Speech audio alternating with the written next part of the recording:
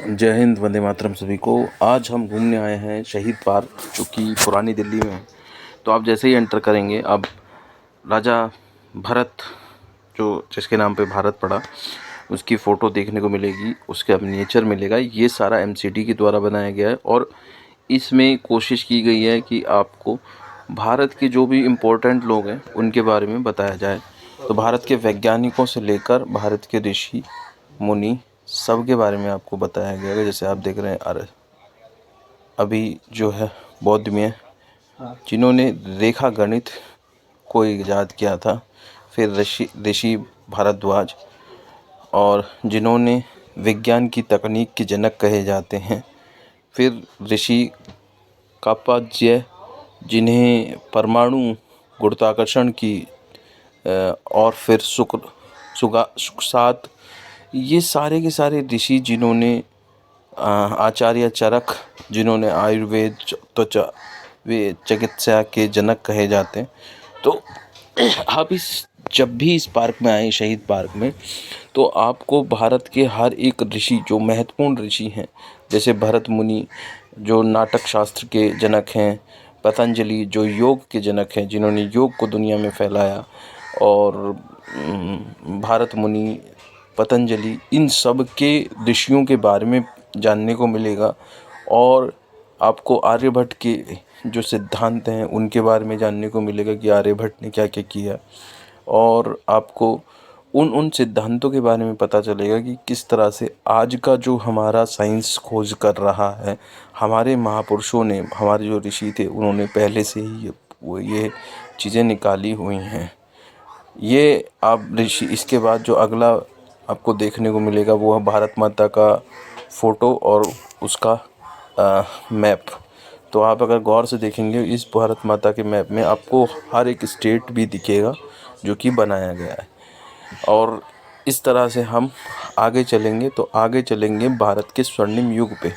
भारत का जो स्वर्णिम युग है वो पृथ्वीराज चौहान से शुरू होता है और मराठा साम्राज्य के उदय पर ख़त्म होता है, या उसके पतन पे ख़त्म होता है। ये सबसे पहला मिनिएचर आप देख रहे हैं राजा पोरस का, जिन्होंने लड़ाई लड़ी थी। फिर ये मिनिएचर आप देख रहे हैं चंद्रगुप्त, जिन्होंने गुप्त साम्राज्य, मौर्य साम्राज्य की स्थापना की, और चाणक्य का।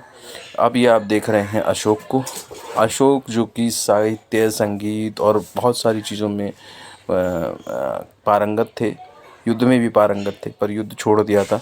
फिर आप देख रहे हैं बुद्धिज़्म को फैलाने वाला व्यक्ति, जो कि हर्षवर्धन बैस के शासनकाल में भारत आए। फिर उनके बाद प्रतिहार वंश के सबसे प्रतापी राजा मिहिर भोज, परिहार के आप मिनिएचर देख रहे हैं। तो इस तरह से प्रतिहार वंश के शासक के बाद आप आगे चलते हैं। फिर राज राजेंद्र चोला डायनेस्टी के सबसे बड़े शासक, और आर्मी में, या फिर कहूँ सेना में, सबसे पहले अगर किसी ने बोट का प्रयोग किया तो राजेंद्र चोला थे। विदेशी आक्रमणकारियों से किस तरह से युद्ध लड़े गए, तो उसमें सबसे पहला नाम मेवाड़ डायनेस्टी के संस्थापक हमीर सिंह का आता है, महाराणा हमीर सिंह का आता है। उसके बाद महाराणा कुंभा, जिनको बलबन उनके ही बेटे ने मारा। फिर इनके ग्रेट ग्रैंडफादर जो थे, जिनका नाम आप अगर सर्च करेंगे तो आपको सर्च मिलेगा, पर अभी साउथ के हरिहर बुक्का, और जिन्होंने विजयनगर साम्राज्य की स्थापना की। तो ये इस तरह के शासनकाल। फिर महाराणा सांगा महाराणा प्रताप के दादा थे।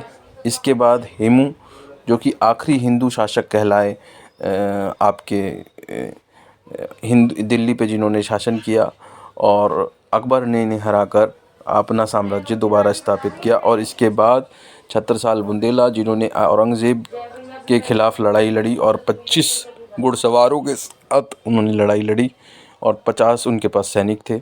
फिर आगरा के फोर्ट लाल किले को जीतने वाले महाराजा सूरजमल जी, जिन्होंने दिल्ली फतेह करी थी, महाराजा सूरजमल, जो कि जाट राजा थे।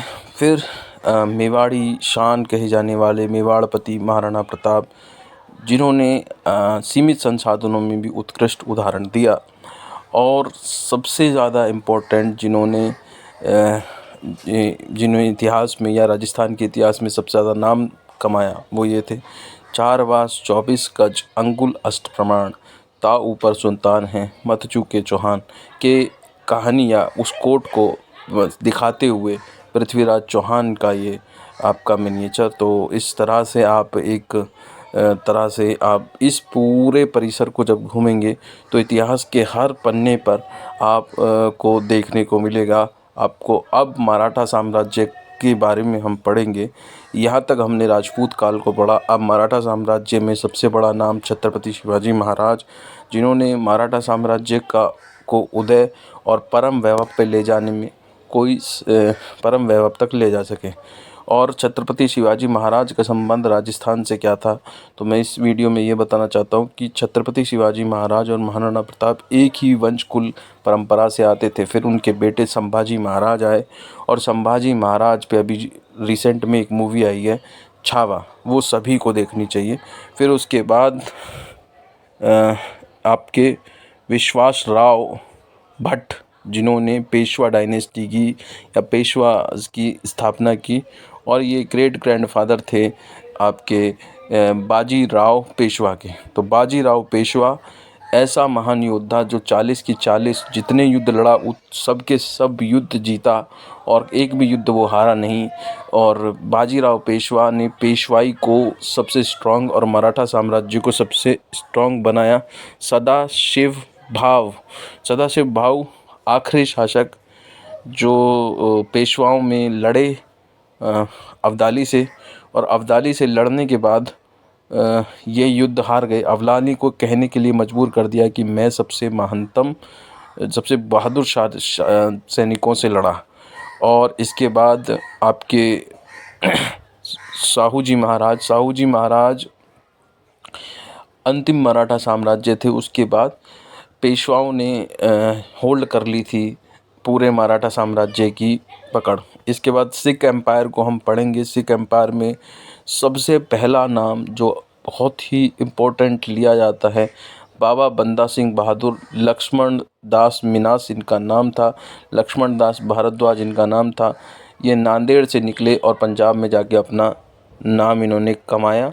बाबा दीप सिंह जी के बारे में अभी आप जब चीचगंज गुरुद्वारा जाओगे तो वहाँ पे एक म्यूज़ियम है, वहाँ पे जब जाओगे तो इनके बारे में आपको ज़्यादा जानकारी मिलेगी। जस्सी सिंह आलूवालिया, ये या कह लो जस्सा सिंह आलूवालिया, और ये जो थे इन्होंने 30,000 की सेना के साथ लाल किले पर अटैक किया और अपने साम्राज्य का झंडा, जो सिख साम्राज्य का झंडा था, उसको फहराया। और ये हैं हरी सिंह नलवा जी वो व्यक्ति थे जिन्होंने अफ़गानिस्तान में जाके अफ़गानिस्तान के लोगों को हराया। उसके पहले महाराजा ऑफ जयपुर सवाई जय सिंह जी ने वो किया था, और कहा जाता है कि उनसे डर के उन्होंने जो है पजामा पहनना शुरू कर दिया था। माई भागो ये जनरल थी, एक लेडी जनरल थी सिख एम्पायर की या कहूँ सिख डायनेस्टी में। और सबसे बड़े शासक महाराजा रणजीत सिंह जी। महाराजा रणजीत सिंह एक आँख से नहीं देख सकते थे, छोटेपन में ही चेचक की बीमारी से उनकी आँख की रोशनी चली गई थी। फिर भी वो महानतम शासक हुए और उन्होंने 13 लोगों की जो कह सकते हो 13 मिसलों को एक करके 40 साल तक सबसे बड़ा साम्राज्य स्थापित किया था। इसके बाद है मंगल जी की क्रांति की ये स्टार्ट की है। अब इसमें पांडे ने जो पहला विद्रोह किया था, उन्होंने अंग्रेजों के विद्रोह करना शुरू किया था उस क्रिएचर को लेकर। इसके बाद आती हैं आपकी रानी चेलम्मा, ये साउथ की रानी है और इन्होंने बहुत कुछ कोशिश की, और जब आप इनके बारे में पढ़ते तो आपको मिलता है। फिर अहोम साम्राज्य के विद्रोह के बारे में, जो कि नॉर्थ ईस्ट का सबसे बड़ा विद्रोह कहलाया, ठीक है, वो बहुत इम्पोर्टेंट है और उसके बारे में आपको पढ़ने को मिलता है। फिर आपके आ गए तात्या टोपे वैसे तो पुणे से थे, पर उन्होंने लड़ाई लड़ी थी कानपुर में आके यूपी के अंदर। फिर ये 80 साल का बूढ़ा जिसने अंग्रेज़ों के ख़िलाफ़ ऐसा युद्ध किया कि अंग्रेज़ों ने कहा अगर ये युवा होता तो हमारे लिए परेशानी खड़ी कर देता। इसका नाम था बाबू वीर कुंवर सिंह। और अब आपको लास्ट में मैं एक वीडियो के एंड में एक ऐसे व्यक्ति जिसको आज भगवान बिरसा मुंडा के नाम से जाना जाता है और सबसे ज़्यादा समय तक इन्होंने विद्रोह को कंटिन्यू रखा और जीता।